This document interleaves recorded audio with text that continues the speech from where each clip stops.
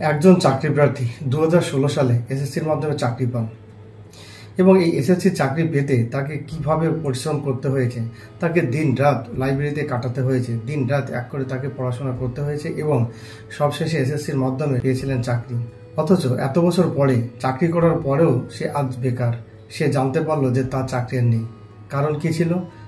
জানা গেল যে এই প্যানেলে বা এই প্যানেলভুক্ত অনেক চাকরি প্রার্থী আছে এবং অবৈধভাবে তারা চাকরিতে প্রবেশ করে।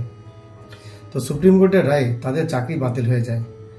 অবশেষে পর্ষদের অ্যাপ্লিকেশনের ভিত্তিতে, পর্ষদের আবেদনের ভিত্তিতে ছাত্রদের কথা চিন্তা ভাবনা করে সুপ্রিম কোর্ট তাদের রায়ের মডিফিকেশন করেছেন। এই মডিফিকেশনে বলা হয়েছে যে সমস্ত টিচার এই করাপশনের সাথে যুক্ত নেই বা করাপশনের লিস্টে যাদের নাম নেই, তারা 31শে ডিসেম্বর 2025 পর্যন্ত কাজে যেতে পারবেন, তারা বাচ্চাদের পড়াতে পারবেন, তারা স্কুলে যেতে পারবেন। এখন প্রশ্ন হচ্ছে, তাহলে নির্দোষ চাকরি প্রার্থীদের কি হবে যারা একটু ভুল করেনি? এই ভিডিওটি দেখলে আপনি জানতে পারবেন সুপ্রিম কোর্টের রায়ে ঠিক কী বলা হয়েছে, যে সমস্ত নির্দোষ চাকরি প্রার্থী তাদের ভবিষ্যৎ কোন দিকে যাচ্ছে এবং সুপ্রিম কোর্টের রায়ের পর মাননীয় মুখ্যমন্ত্রী তিনি কি বলেছেন, ওনার প্রতিক্রিয়া কি, এই সমস্ত বিষয় নিয়ে থাকবে আজকের এই ভিডিওতে আলোচনা। তো চলুন শুরু করা যাক আজকের ভিডিও। নমস্কার, আমি বিনয়, আমার ছোট্ট ইউটিউব চ্যানেল ইনফো সেন্টারে সবাইকে স্বাগত। একটা স্বস্তি হলে তার উপর ভবিষ্যতের স্বস্তি নির্ভর করে। শিক্ষকদের একাংশের প্রসঙ্গে সুপ্রিম নির্দেশে জানিয়েছেন মুখ্যমন্ত্রী মমতা বন্দ্যোপাধ্যায়। তিনি বলেছেন যে একটু হলেও একটা স্বস্তির খবর। কি স্বস্তির খবর সেটা? যে শিক্ষকরা স্কুলে যেতে পারবেন এবং স্কুলে যাওয়ার জন্য তারা অনুমতিটা পেয়েছেন। এটাকেই তিনি বলেছেন একটা স্বস্তি হলে তার উপর ভবিষ্যতের স্বস্তি নির্ভর করে। পর্ষদের আর্জিতে সুপ্রিম কোর্ট জানিয়েছে দাগি বা টেন্টেড নন এমন শিক্ষকেরা স্কুলে যেতে পারবেন।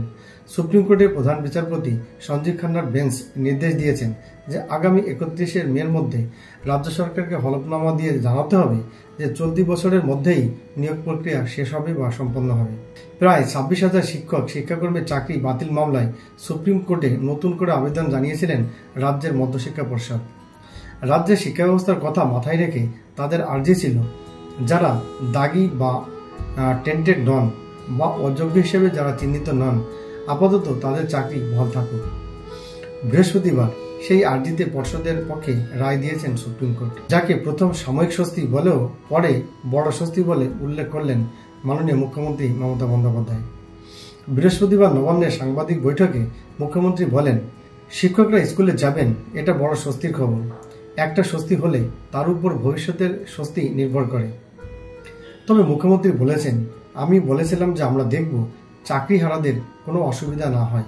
তিনি ভরসা দিয়েছেন, তিনি বলেছেন, তিনি জানিয়েছেন আমরা সময় পেয়েছি, 2026 পর্যন্ত বিষয়টা যাবে না। আশা করি এবছরের মধ্যেই সমাধান হয়ে যাবে। আশা করি আমি ভুল করব না বা আমরা ভুল করব না। আমি মানুষের কাজে ভুল করি না, নিজের কাজে ভুল করলেও মানুষের কাজে আমার ভুল হয় না। এবং এই সুপ্রিম কোর্টের রায়ের পর মাননীয় শিক্ষামন্ত্রী ব্রাত্য বসু তিনি আপিল করেছেন, আপনারা দয়া করে কাজে ফিরুন। মহামান্য আদালত যা রায় দিয়েছে আমার মনে হয় সেই নির্দেশ অনুযায়ী আমাদের এখন পড়ুয়াদের কথা ভাবা উচিত এবং নিজ নিজ কর্মক্ষেত্রে ফেরত যাওয়া উচিত।